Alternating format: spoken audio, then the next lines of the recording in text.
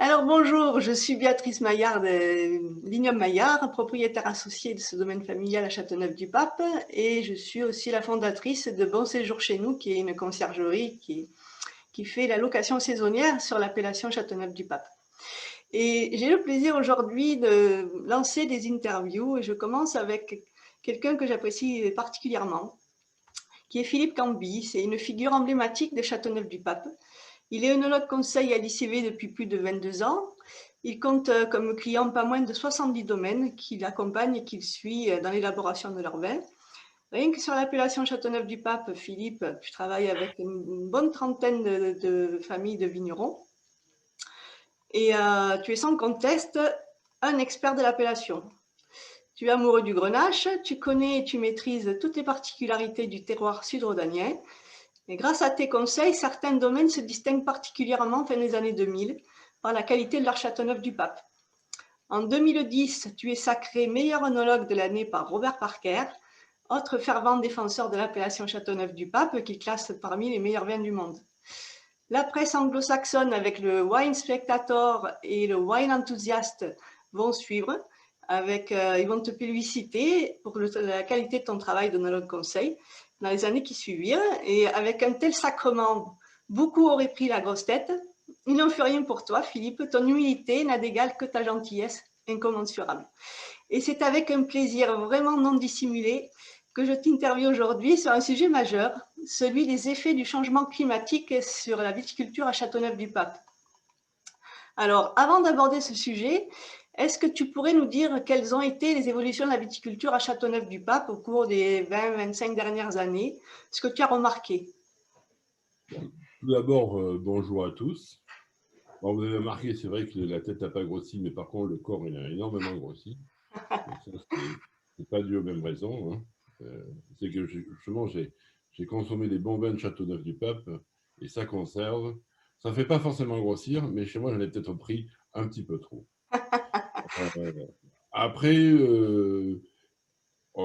l'amélioration, c'est pas forcément une amélioration, c'est-à-dire c'est une révélation des terroirs. L'appellation Châteauneuf-du-Pape, elle a un historique depuis plusieurs siècles de terroirs, de grands terroirs pour élaborer des grands vins. Il y a toujours eu d'excellents vins reconnus mondialement depuis longtemps. Des vins d'ailleurs qui servaient bon, à améliorer les vins de Bourgogne à une époque, au début du siècle, et qui ont toujours été à la table de beaucoup de grands épicuriens. Par contre, il y a une amélioration, effectivement, parce qu'on a toute une nouvelle génération de vignerons, de jeunes vignerons, enfin jeunes maintenant, qui Ah, étaient jeunes à l'époque. qui Il sont y a très toujours présents. il y a toujours une nouvelle génération qui se renouvelle, hein, parce qu'il y en a des très jeunes maintenant aussi, qui font progresser leur propre domaine et leurs propres appellations.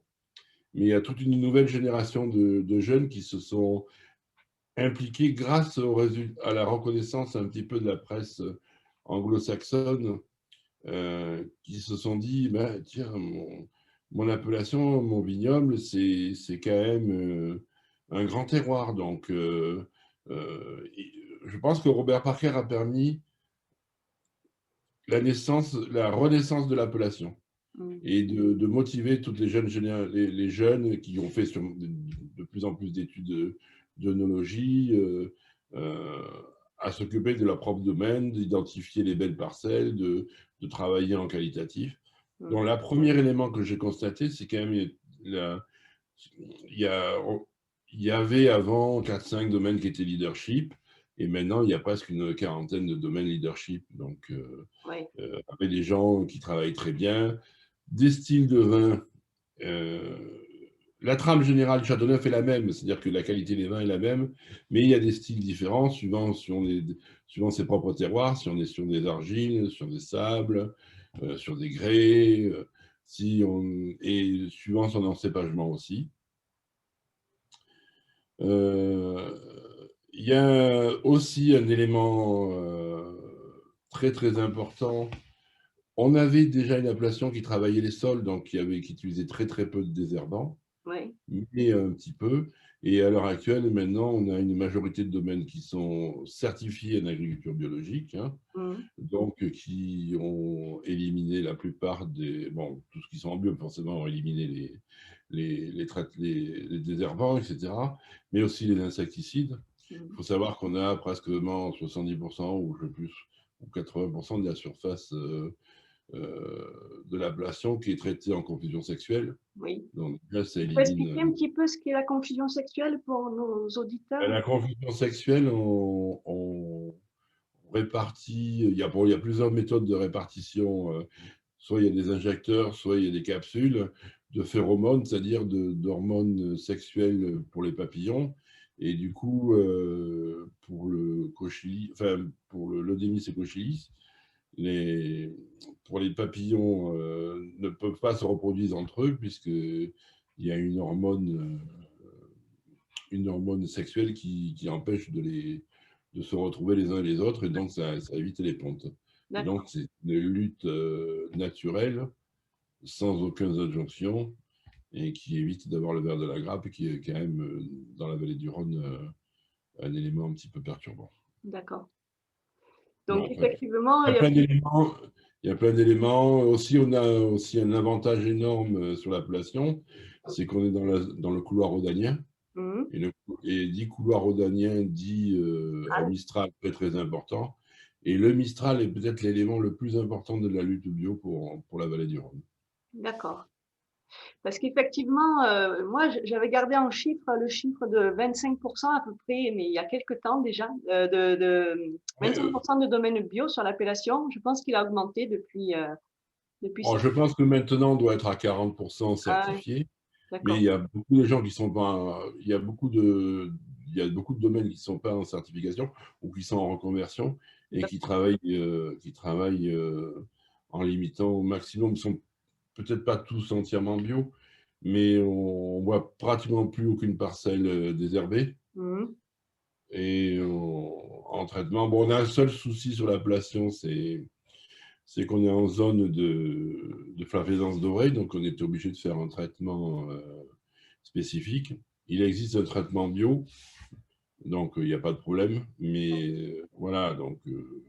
et quand même, comme l'appellation tient beaucoup sur l'ancienneté des plantations, puisqu'on a des vieilles vignes de plus de 100 ans, ça fait une grosse majorité, entre 60 et 100 ans, le vignoble se retrouve à peu près là, et c'est là où on fait les meilleurs vins. Mhm. Donc, c'est important de conserver son patrimoine végétal. Tout à fait. OK. Donc, effectivement, on parle beaucoup du dérèglement climatique, hein, et des effets que ça peut avoir sur notre environnement. Euh, Qu'est-ce qu'on peut constater au niveau de nos vignobles quels sont les effets du dérèglement climatique sur nos vignobles? Qu'est-ce que tu peux nous dire là-dessus? Alors, moi, je vais m'appuyer plutôt pour pouvoir faire un constat, pas forcément que sur mon expérience, parce que moi, ça fait que 25 ans que je suis là, enfin 22 ans, et un peu plus, parce que j'ai joué au rugby ici avant, mais bon, je ne travaillais pas sur les vignes. Hein. Mhm. Mais je m'appuie un petit peu sur les anciennes générations et les écrits.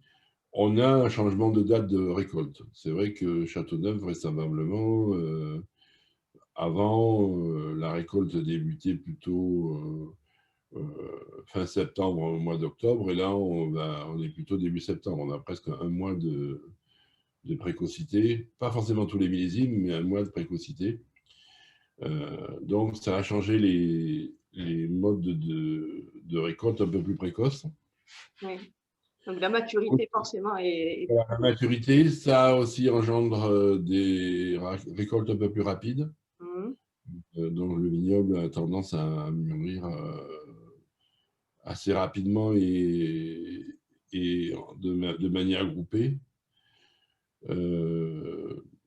Bon, on a toujours eu un vignoble, on a un vignoble qui a toujours été adapté à la sécheresse Mhm. et qui a toujours produit des vins riches. Hein. Malgré ce, on constate quand même que l'irrigation ménager sur les périodes estivales est autorisée par déclaration du préfet. Et je pense que de plus en plus, c'est une chose importante parce que pas forcément pour pas forcément pour la production, parce qu'on attache toujours l'irrigation à la production de masse, mais nous, dans le cas de l'appellation, c'est pas ça. C'est-à-dire que c'est la viabilité des souches. C'est-à-dire qu'à partir d'un moment, si les racines n'ont plus d'eau, ben, la plante, elle se ferme et elle risque de mourir. Tout à fait. Donc c'est important de... On a constaté des rationnements d'eau, donc il y a sûrement des points d'irrigation à faire. Par contre, je pense qu'on est à l'inverse des vignobles de la Loire, de Champagne, de Bourgogne. D'ailleurs, cette année, la Bourgogne, par exemple, a fini les vendanges avant qu'on ait, nous, presque commencé. Ah, C'est d'accord. une aberration, quoi. Hein. Mais nous, je pense que notre vignoble est plus adapté à la sécheresse et à la climatologie élevée, Oui, sans changer la typicité des vins que les autres vignobles. d'accord. Et en termes de, enfin, dans nos vies, je reste encore un petit peu focus sur cette question. En termes de constat, qu'est-ce qu'on remarque, hormis le fait qu'il y ait une maturité plus précoce, est-ce que en termes, au niveau des ceps, au niveau de la mortalité des bois, est-ce qu'on a une évolution à ce niveau-là, à ton avis? Ouais, il y a une mortalité, je pense, qui a augmenté, oui, effectivement. Est-ce Parce qu'on que, peut mettre ça sur le compte du réchauffement climatique ou pas, selon toi? bah, oui, une petite partie, pas tout. C'est-à-dire que c'est un élément supplémentaire de mortalité. D'accord. Voilà. Et la pompe se désamorce, il n'y a plus d'eau pour circuler, donc ça fait partie des éléments qui a un peu plus de mortalité. Après, comme on est passé en bio, comme on a éliminé des choses comme l'arsenic, comme bon, et c'est normal qu'on l'ait éliminé, c'est heureux, mais c'est la seule manière pour certaines virologies de la plante, c'était la seule manière d'intervenir. Donc on a un peu plus de mortalité, mais qui est peut-être une petite partie liée à la sécheresse. Ouais. D'accord, d'accord. Et en termes d'irrigation, aujourd'hui, on se sert de goutte à goutte essentiellement ou il y en a encore un système Il y a encore le système, le vieux système avec des canaux? des canaux avec les jours de la partie sud de l'appellation, un système d'irrigation par canaux et par location de journée. C'est-à-dire que D'accord, vous avez le droit d'irriguer, tel vigneron a le droit d'irriguer telle journée parce qu'il a l'ouverture au canot pour avoir un cycle. Mais à mon avis, à terme, ce qui sera le plus efficace de pouvoir apporter de l'eau quand la plante en a besoin, c'est d'avoir un goutte à goutte, soit enterré, c'est encore mieux parce qu'il y a moins de déperdition. C'est mieux au niveau de la consommation d'eau et de la réduction de... Parce que si on fait un goutte à goutte en surface, il y a forcément plus de pertes. ouais, On va aussi, au niveau écologique, euh, les irrigations d'avant en plein champ, c'est ce qui se consomme le plus d'eau. Il y a le plus de pertes. L'irrigation goutte à goutte normale, c'est la deuxième phase, et l'irrigation enterrée, c'est là où on a moins de déperdition de quantité d'eau qui vont directement au bulbe racinaire. d'accord. Le seul outil, ça demande beaucoup plus d'entretien et beaucoup plus de rigueur au niveau du travail. Oui, ça j'imagine. Ok. Et donc, quelles répercussions on constate au niveau de nos vins avec cette évolution finalement? Est-ce qu'on a des vins plus riches, plus corsés, avec plus de tanins? Explique-nous. Pas forcément plus, non, pas forcément plus de tanin, plus de sucrosité, Mhm. plus de fruits, plus de richesse, peut-être un peu moins austère et un peu plus avenant. D'accord. Plus, ça correspond en plus au goût du marché, c'est-à-dire que les Châteauneuf à l'heure actuelle sont bons jeunes et exceptionnels vieux, mais ils sont plus bons jeunes. C'est-à-dire avant, quand même, on avait des vins qu'il fallait un petit peu de temps, un petit peu d'élevage pour qu'ils soient abordables pour le consommateur. Ok. Euh, donc, si je reprends un petit peu mon questionnaire, qu'est-ce qui se pratique déjà, qu'est-ce qui peut être mis en place pour pallier un petit peu à ces dérèglements climatiques et cette Bon, mortalité et on a parlé de l'irrigation. voilà. Est-ce qu'il y a d'autres process qui pourraient être mis en place ou qui sont déjà Bon, peut-être mis en place chez certains bah, domaines? oui, il y a déjà le travail de tout le monde fait que c'est un travail commun de tous les vignerons. Il y a d'une part les enherbements d'hiver, mais ça, c'est simplement pas forcément c'est pour le dérèglement climatique, c'est-à-dire que maintenant, on a des grosses pluies d'hiver, Mhm. sur une séquence, et après des grosses périodes d'abstinence. Donc, pendant la période de pluie, d'emmagasinement de l'eau des sols, là, il faut un couvert végétal d'hiver, naturel ou planté. Bon, chacun a sa solution, sa propre philosophie, etc. Mhm. Ensuite, on a introduit pas mal de complantations en Mourvèdre dans les grenaches, parce que la D'accord, grenache, c'est un cépage qui fait beaucoup, beaucoup de sucre et fait beaucoup de, forcément, qui produit beaucoup d'alcool en fermentation. d'accord. Donc, on a trouvé le Mourvèdre, qui est un très, très beau compagnon du grenache Grenache. en assemblage en complantation. Ça permet de freiner un petit peu les, les- l'alcool qu'on peut trouver sur les vins. D'accord. Là aussi, revenir sur, on avait un petit peu abandonné la fermentation en grappe entière, parce parce qu'il y avait de la surextraction, peut-être les raisins étaient moins mûrs. Maintenant qu'il y avait les raisins mûrs, la macération en grappe entière, l'avantage, c'est que la quantité d'eau qui se trouve dans les rafles fait qu'on a généralement demi-degré de moins à la fin avec les mêmes raisins. D'accord. Ça, c'est intéressant aussi pour réduire l'alcool dans les vins. On a aussi, on a travaillé, et enfin, on a travaillé, c'est pas moi personnellement, c'est-à-dire la profession et les pépiniéristes ont travaillé sur pas mal de sélections massales en essayant d'une part pour la qualité des vins et d'autre part aussi pour euh, les, les, les massales et les sélections de baies et de raisins qui puissent être les mieux équilibrés et les plus qualitatifs. Très bien. Effectivement, il y a des réflexions d'adaptation de cépages, comme j'ai dit sur le Mourvèdre, mais il y en a d'autres, hein. Il y a des gens qui travaillent un peu sur le cinsault ou Pour d'autres toi, quels sont cépages. les cépages les plus adaptés finalement en termes de... Parce que bon, on rappelle que sur l'appellation, on a 13 cépages, hein, 8 en rouge et 5 en blanc. Est-ce que pour toi, parmi ces 13 cépages, ils vont, ils vont tous, enfin, ils sont tous amenés à perdurer parce que ils apportent quelque chose? Non, non, mais il y en a déjà une partie qui est presque obsolète, hein, donc, Hmm. non, mais bon, le Grenache reste le cépage principal. Après, il y a le Mourvèdre en second, qui D'accord, lui prend la place. Les Syrah, bien sûr. Mais aussi, moi, j'aime bien le brun argenté, le Vaccarez. Le brun argenté et le Vaccarez, c'est la même chose. Et d'accord. les cinsault, parce que les cinsault, c'est très, très qualitatif. Ça a beaucoup de finesse et d'élégance. Ça, sur les rouges.